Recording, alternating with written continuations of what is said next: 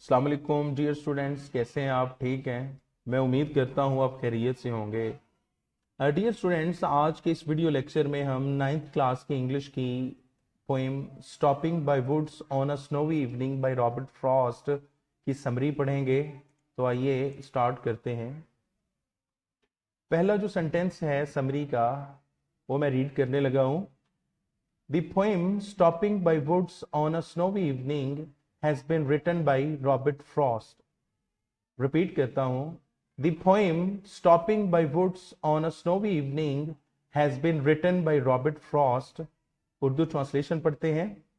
नज़म बर्फबारी की एक शाम जंगल के पास रुकना रॉबर्ट फ्रॉस्ट ने तहरीर की है। इसका यह मफहूम है। रिपीट करता हूँ। नज़म बर्फबारी की एक शाम जंगल के पास रुकना रॉबर्ट फ्रॉस्ट ने तहरीर की है। अब डिफिकल्ट वर्ड्स देख लेते हैं। Snowy evening, snowy evening, snowy evening का मतलब है बर्फबारी की शाम, बर्फबारी की शाम। नेक्स्ट वर्ड है रिटन, राइट की थर्ड फॉर्म है और इसका मतलब है तहरीर करना, लिखना, कोई चीज, कोई बात, कोई ख्याल सपुर्दे कलमों किरतास करना। नेक्स्ट सेंटेंस देखते हैं। It tells the story of a man who is travelling to his home town. Repeat करता हूं। It tells the story of a man who is travelling to his home town. Translation पढ़ते हैं। नज़म एक ऐसे आदमी की कहानी बयान करती है जो अपने गांव जा रहा है। मतलब होम टाउन का मतलब होता है वहां पर जा रहा है जहां पर वो पैदा हुआ था, होम टाउन। डिफिकल्ट वर्ड्स देख लेते हैं। Travelling to, travelling to, travelling to का मतलब है जाना, सफर करना। और होम टाउन, होम टाउन का मतलब है a place where a person is born और ब्रॉट अप। एक ऐसी जगह जहां पर एक शख्स पैदा होता है या उसकी परवरिश होती है। नेक्स्ट सेंटेंस देखते हैं। When he reaches the woods, he is enchanted by its natural beauty. He wonders whose forest is this. Repeat करता हूं। When he reaches the woods, he is enchanted by its natural beauty. He wonders whose forest is this. अब इसका उर्दू तर्जमा देखते हैं। जब वो जंगल में पहुंचता है तो वो इसके कुदरती हुस्न से मुतासिर हो जाता है और हैरत ज़दा होकर सोचता है कि ये जंगल किसका है। डिफिकल्ट वर्ड्स देख लेते हैं। रीचेज, रीचेज, रीचेज, रीचेज का मतलब है पहुंचना। नेक्स्ट वर्ड है एनचांटेड बाय, एनचांटेड बाय, मुतासिर हो जाना, किसी से मुतासिर हो जाना। नेक्स्ट वर्ड है natural beauty, natural beauty, natural beauty का मतलब है कुदरती हुस्न, कुदरती हुस्न।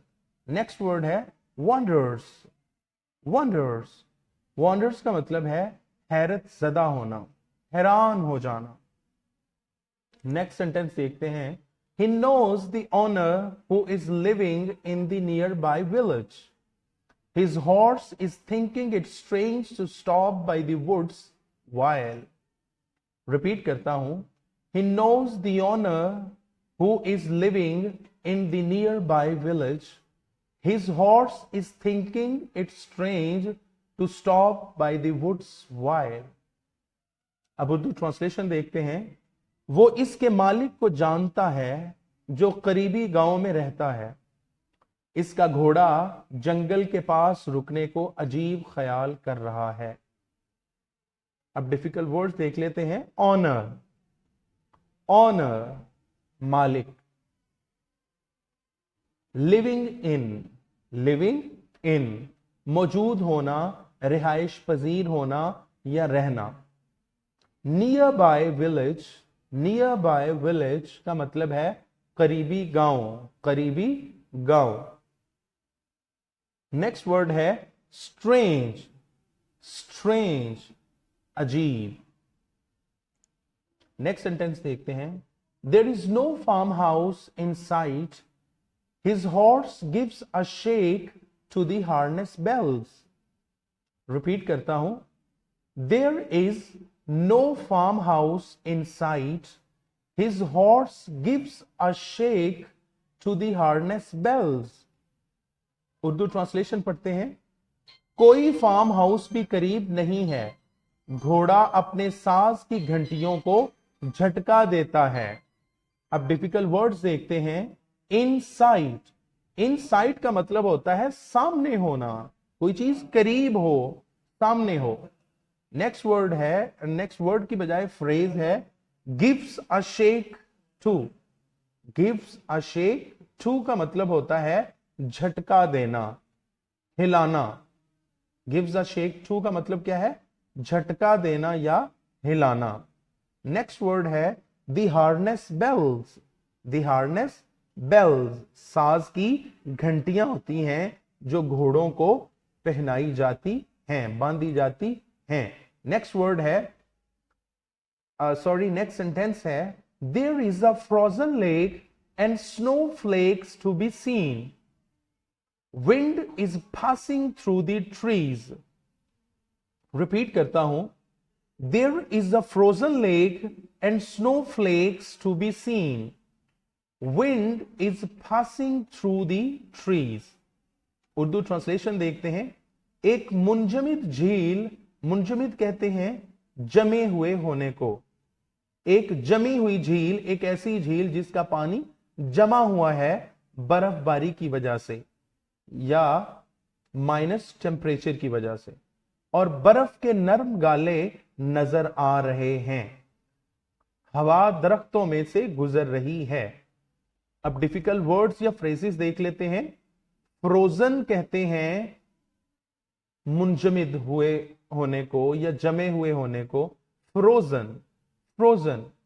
लेक कहते हैं lake, on the pattern of neck. जैसे उर्दू का वर्ड हम नेक प्रोनाउंस करते हैं, नेक, ऐसे लेक, लेक, लेक।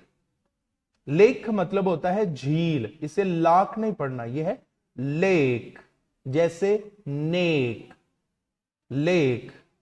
आगे वर्ड है snow flakes. Snow flakes, snow flakes से मुराद है बर्फ के नरम गाले, जो आप अक्सर व बेशतर जो पाकिस्तानी स्टूडेंट्स हैं, ये जो मरी में देखने जाते हैं बर्फबारी, मतलब जो नरम नरम बर्फ की शक्ल में नीचे फितरत के, कुदरत के हसीन नजारे गिरते हैं, उसे हम कहते हैं snow flakes, snow flakes. Next word है विंड। नेक्स्ट वर्ड है विंड। विंड का मतलब है तेज हवा, तेज हवा। नेक्स्ट फ्रेज है passing through. Passing through, passing through. Passing through का मतलब होता है किसी चीज में से गुजरना। जैसा कि हवा दरख्तों के एक साइड से दूसरी साइड जाती है, तो में से गुजर रही है। नेक्स्ट सेंटेंस देखते हैं। The woods are lovely, dark and deep, but the poet has so many things to do and he has many miles to go before he can go to bed for sleeping. Repeat करता हूं। The woods are lovely, dark and deep, but the poet has so many things to do and he has many miles to go before he can go to bed for sleeping. अब हम Urdu translation देखते हैं। जंगल खूबसूरत, तारीक और गहरा है, लेकिन शायर को सोने से पहले बहुत सारे काम करने हैं और मीलों सफर करना है। अब डिफिकल्ट वर्ड्स देख लेते हैं। लवली, ये वर्ड क्या है? लवली, ब्यूटीफुल का सिनोनिम है और इसका मतलब है खूबसूरत। नेक्स्ट वर्ड है डार्क। डार्क, डार्क का मतलब है तारीक, जिसमें रोशनी ना हो। तो जंगल रात के वक्त, चूंकि वहां पर कोई रिहाइश पजीर नहीं होता, लाइट्स नहीं होती, तो वो डार्क ही होता है। और डीप, डीप गहरे को कहते हैं।